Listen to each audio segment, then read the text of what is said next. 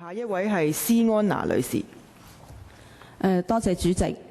進步教師同盟認為呢一份報告係一份嘅幼稚園教育籌資嘅文件。至於幼兒教育嘅長遠願景呢，教育局係應該另行諮詢業界，制定政策。我哋反對報告建議主要係按需要資助同埋一筆過撥款嘅籌資方式。對於教師薪酬嘅資助，應該其實係要對學校其他嘅資助分項係處理，要分開處理。幼師資歷目前係大幅提升，對於幼師薪酬嘅資助係必須奉行同學歷、同職級、同薪酬嘅原則，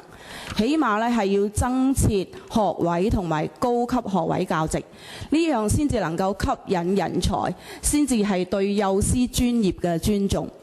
報告係存在對大型幼稚園傾斜嘅得厲害嘅問題，對於教師人事嘅編制，只談師生比，不談班師比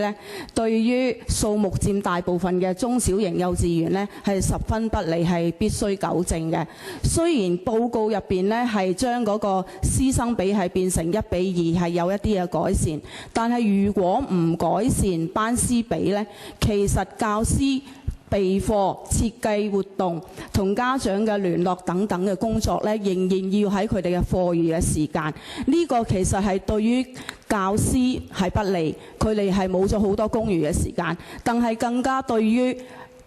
學生家長係不利嘅。對於細嘅，尤其細嘅幼稚園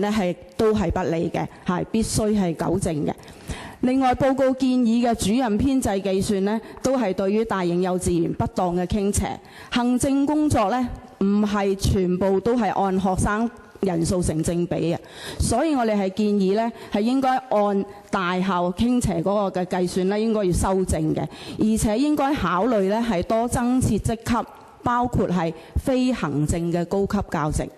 我哋係唔支持以公帑津貼業主嘅原則，但係部分學校租用私人物業亦都係長期以來政府對幼兒教育係欠承擔嘅結果。所以我哋建議政府落實嗰個政策嘅時間可以設一個轉型嘅年期，喺教育局同埋相關部門嘅協作之下，提供公營或者係廉租嘅校舍，讓一部分租用私人物業嘅幼稚園係可以係搬遷嘅。以上係我哋嘅意見，多謝。